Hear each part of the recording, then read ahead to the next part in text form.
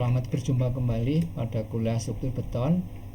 Pada pertemuan ini kita akan membahas tentang tulangan geser ya. Jadi apa fungsi tulangan geser ya? Jadi yang pertama, fungsi tulangan geser inilah menerima geser kelebihan yang tidak mampu diterima oleh kekuatan geser beton atau PS.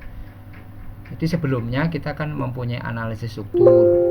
Salah satu gaya dalam dari analisis struktur itu adalah yang namanya SFD ya, shear force diagram gaya geser atau gaya geser ya, gaya geser. Jadi PU ya, PU atau P, Anda kan biasanya gambarnya pakai, kalau momen kan BMD, SFD, NFD lah. Ini adalah gaya dalam dari geser ya. Jadi kalau dalam struktur beton, gaya geser berfaktor akibat beban luar, baik beban mati maupun beban hidup yang sudah dikalikan faktor pembebanan, itu menghasilkan VU ya. Nah, VU ini diterima oleh suatu balok beton, oleh balok ya, balok beton. Pertama, kalau betonnya mampu ya sudah, tidak perlu tulangan geser. Nah, permasalahannya kalau betonnya tidak mampu, maka kelebihan gaya luar berfaktor itu harus ditahan, maka ini diperlukan tulangan geser, yaitu tulangan untuk menerima geser kelebihan yang tidak mampu diterima oleh beton. Lalu yang kedua adalah mencegah berkembangnya retak miring dan ikut memelihara lekatan antara agregat atau perpindahan geser antara muka retak ya. Yang ketiga adalah mengikat tulangan memanjang balok agar tetap di tempatnya, jadi tulangan lentur ya. Salah satunya diikat dengan tulangan geser ini dan sekaligus memperbesar kapasitas pasak. Lalu yang keempat adalah aksi pasak pada tulangan geser dapat memindahkan suatu gaya kecil yang menyeberangi retak. Jadi ini memang bisa untuk menghentikan retak yang berlanjut ya.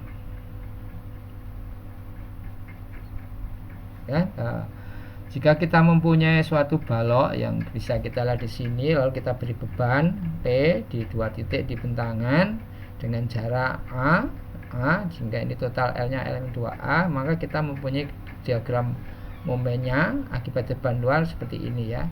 M sama dengan P kali A. Nah, V-nya itu kan sama dengan P ini. V sama dengan beban P ini ya. Sehingga momennya di sini kan V kalikan A gitu ya.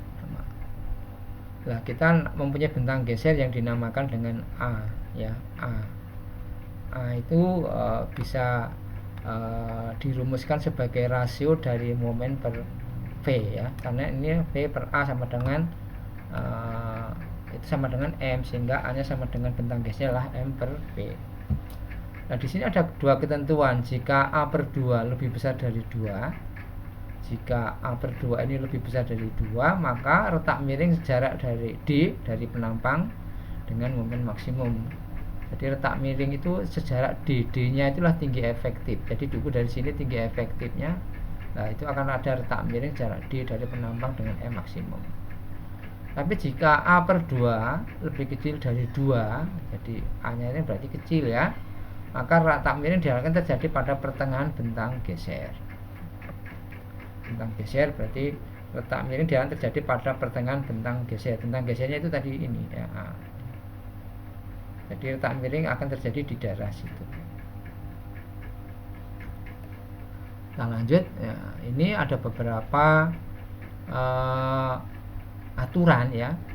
Kalau kita menghitung gaya dalam PU itu biasanya adalah tepat di titik asnya ya. Kalau ini suatu tumpuan, ini ada balok, biasanya kan PU yang kita pakai di sini. Tapi untuk mendesain tulangan geser, PU-nya tidak harus di sini ya. Jadi ada reduksi. Di reduksi bisa diambil sejarak D dari di sini. Jadi ada penurunan, ada reduksi nilai PU. PU-nya tidak diambil di pertemuan atau di asnya tumpuan, tapi bisa sejarak D dari muka tumpuan ini. D-nya adalah tinggi efektif ya. H min di aksen gitu ya.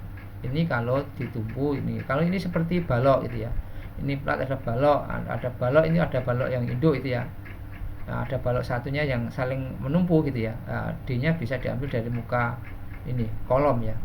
Yang tumpuan ini dianggap sebagai tumpuannya di sini. Di bisa di sini. Kalau yang ini berada seperti apa, balok, ini bebannya seperti ini ya, kalau ini diambil tepat di muka tumpuan. Kalau ini di pertemuan kolom dan balok, PU-nya juga bisa diambil dari muka-muka kolom ini sejarak D, ya, sejarak D. Ya. Ini juga ya bisa PU-nya diambil seperti itu. Jadi pengambilan PU tidak harus di asnya ini. Cuma kita harus melakukan proses hitungan ulang di sini kan, jarak D. Biasanya yang kita dapatkan oleh dalam adalah gaya-gaya yang berada di asnya, pertemuannya gitu. Jadi ini untuk arah retaan ya. Secara ideal penulangan geser yang optimal searah dengan tarik maksimal ya. Searah praktis penulangan geser berupa bisa tulangan miring ya. Tulangan miring kan letaknya seperti ini ya. Kalau letak seperti ini harus kita pasang tulangan geser ke sana ya, geser ke sana. Jadi ini asnya, lah ini letaknya di sini. Ini yang ini ya, letaknya yang ini. Jadi mula-mula akan letak di tengah secara vertikal ya. Kalau ini lenturnya kuat, ternyata gesernya nggak kuat, dia akan bergerak ke arah tumpuan kiri kanan. Dia akan mengalami retak-retaknya dari tumpuan itu ke beban di tengah bentang ya. Jadi ini arah retakan dari tipe geser. Lalu tadi untuk kekuatan geser, bahwa gaya geser berfaktor dari beban luar itu harus lebih kecil sama dengan kuat geser nominal dikalikan dengan suatu faktor reduksi kekuatan. Di mana di SNI 2847 2015 ini P-nya ini diambil 0,75 ya. PN-nya yang pertama tadi diberikan oleh beton. Kalau betonnya nggak kuat maka perlu tambahan tulangan di sini ya. Jadi ini harus dipenuhi ya. PU harus lebih kecil sama dengan PPN. Ingat P-nya untuk geser ya. Karena P-nya ada untuk lentur, ada geser, ada aksial ya. Ini untuk geser, P-nya adalah 0,75. Dan ini tidak selalu sama ya. Sebelumnya ASNI sebelumnya adalah 0,65 ya. 2002 0,65, 2013 jadi 0,75. Yang 2019 sekarang jadi tetap jadi 0,75. Jadi ini mohon diikuti sesuai kode yang berlaku, karena ini selalu berubah tergantung kodenya ya. Lah kuat besar beton itu berapa ya? Kuat besar beton di SN itu ditulis secara sederhana adalah 1/6 kalikan akar FC kalikan BW kalikan D ya, BW kali D. Lalu secara rinci bisa dihitung sebagai berikut ya, akar FC tambah 1/12 rho W PUD per MU bagi 7 kali BWD ya, BWD. Ini kan dibagi per 7 ya. Dimana rho W-nya rasio penulangan webnya AS per BW kali D. Jadi rasio penulangannya ada di sini. Ya, PU per MU kurang dari 1. BC-nya kalau PU kurang dari 1 diambil 0,3 akar FC BW kali D. Ini.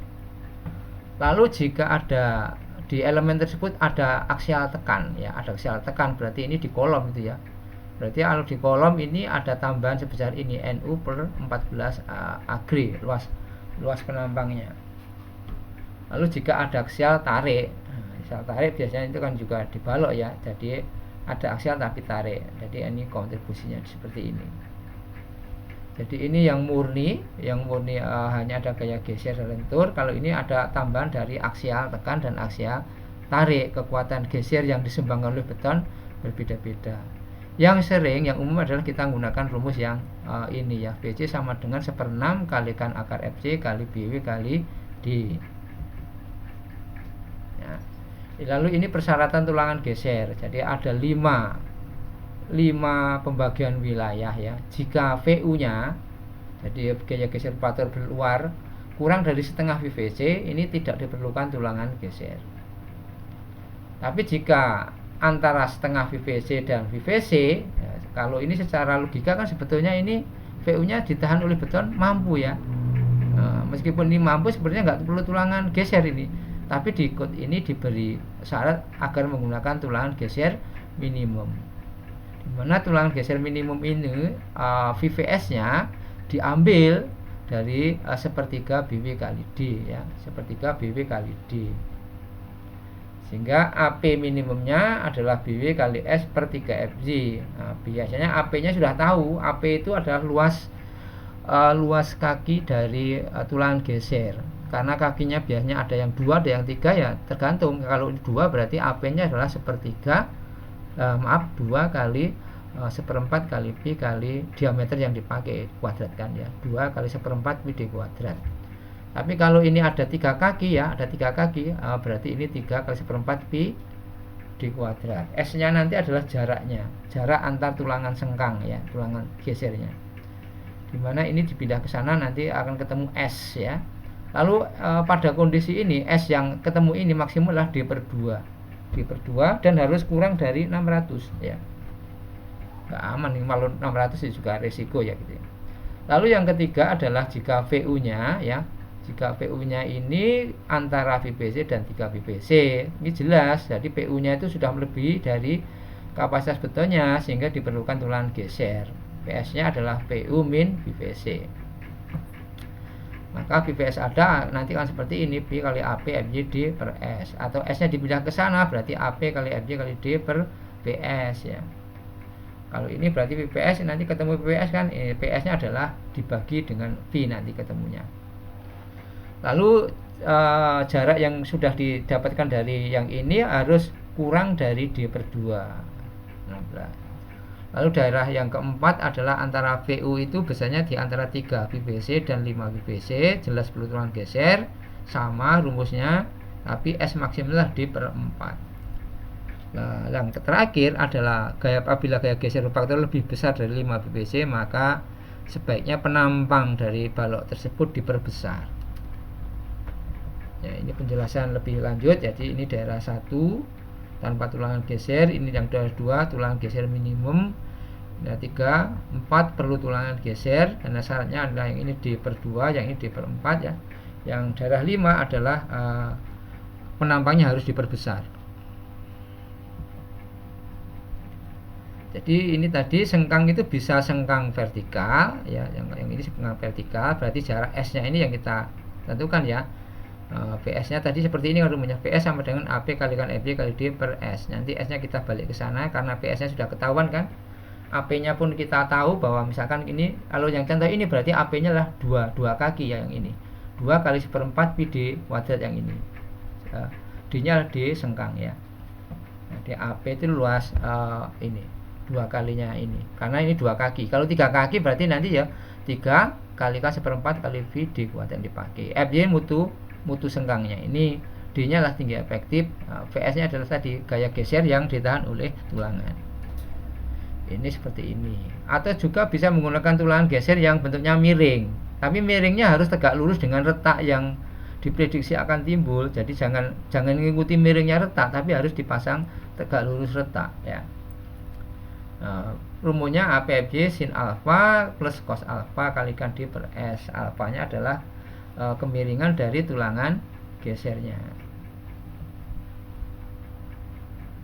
Ini ada contoh ya, suatu balok ya, balok seperti ini ditumpu dengan tumpuan ini 0,3, bentang antar as 8 meter ya, 8 meter. Di sini ada beban titik di tengah 3 ton, lalu beban mati merata 2,5 ton per meter, dan beban hidup merata 1 ton per meter. Nah, ditanyakan adalah tulangan lenturnya, tulangan gesernya, dan gambarnya. Di sini menggunakan tulangan lenturnya 22, sengkangnya 10. FJ tulangnya sama 400 ya, maaf. FJ tulangan utama lenturnya 400, sedangkan sengkangnya 240. Maka dari balok ini kita harus melakukan analisis lebih dulu ya, analisis struktur ya, seperti biasa. Ini anggap aja sendi roll gitu ya. Nah, ini sini akan ada gaya geser, dan ini ada momennya ya, 1/8 GL kuadrat ditambah dari P nya ya, 1/4 PL, akan ketemu 44 ton. Sedangkan ini gaya gesernya di asnya 20,2 ton, yang di tengah 1,8 ton ya.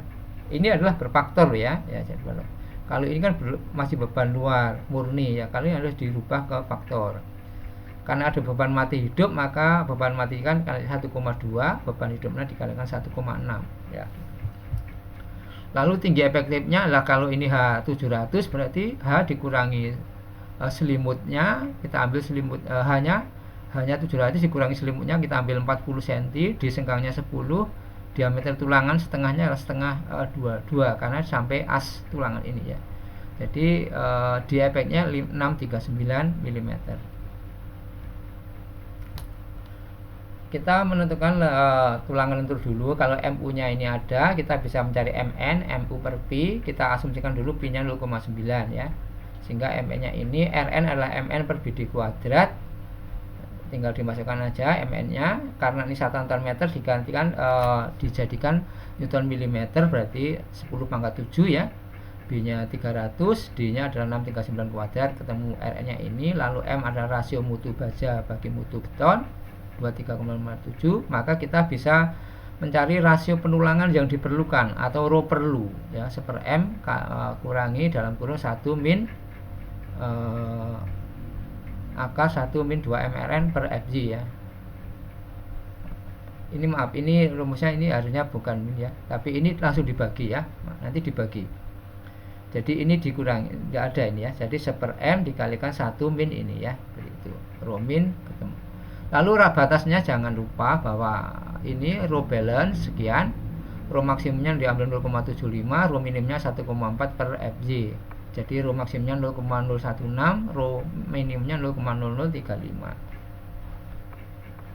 Karena rho-nya 0,053 itu berada di antara rho min dan rho mak ya, sehingga dipakai rho yang real yang perlu ini, sehingga luas tulangannya adalah S rho P B kali D, ketemu bahwa 116,01 mm persegi.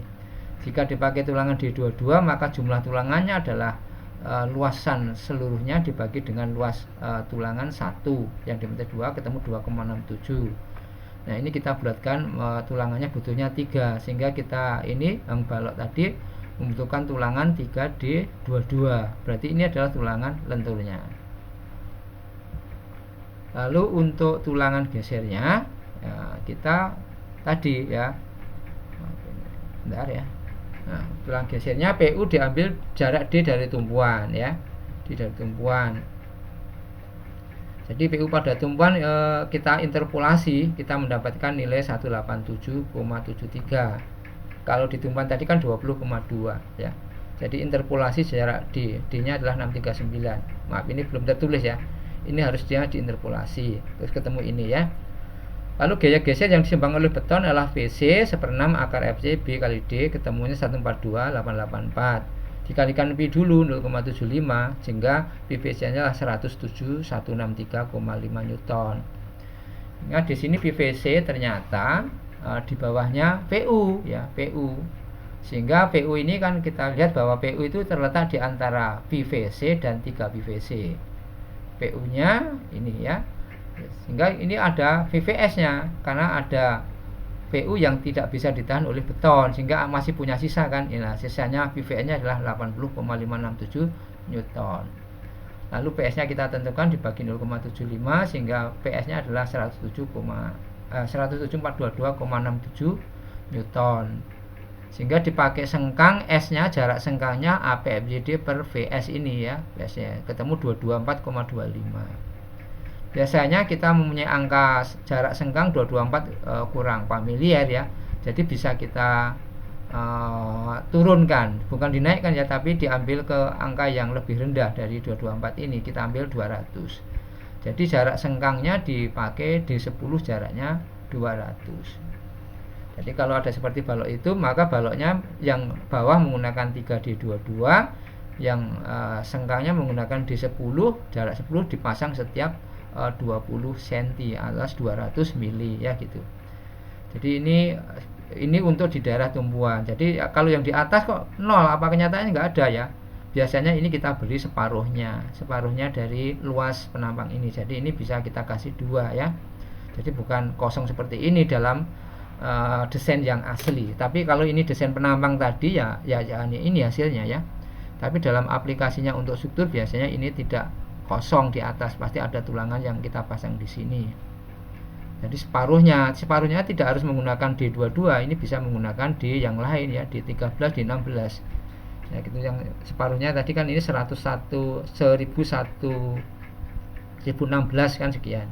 Berarti kira-kira 500 sekian ya. Supaya 500 kita pakai tulangan berapa, nanti akan ketemu jumlahnya di sini. Tapi dari soal tadi memang kita hanya mendapatkan tulangan lentur 3D22 dan tulangan gesernya D10-200 di daerah tumpuan. Nanti semakin ke tengah otomatis kan semakin sedikit kan jaraknya, ini bisa semakin lebar ya. Tapi jangan lupa bahwa S maksimal lah D per 2 ya, D per 2. Jadi itu D per 2 639, berarti jaraknya yang di tengah bisa D10 jaraknya 300 ya. Nah, ini bisa kita pias tadi kan panjangnya dari balok kan 8 meter, jadi bisa kita pias 1 meter jaraknya berapa, 200, setelah itu jaraknya 250, bisa yang di tengah jaraknya 300 ya. Karena kiri kanan simetris ya sama ya. Jadi kalau kita pakai di tulangan gesernya dari sini ke sini D10 jarak 200 ya nggak apa-apa, tapi kan ini lebih boros. Padahal ini bisa kita buat yang di tengah kan gaya gesernya semakin kecil, jadi jaraknya juga bisa kita buat semakin besar ya. Tapi secara hitungan ya tadi itu, nanti kita bisa membuat penghitungan cara yang lebih praktis dengan Excel gitu ya, sehingga pada nilai PU yang di sini kan lebih kecil, jadi kita masukkan jaraknya berapa begitu. Demikian untuk materi untuk tulang geser, dan sekaligus materi terakhir sebelum kita masuk ke UTS. Jadi bahannya sampai tulang geser ini ya. Demikian, terima kasih.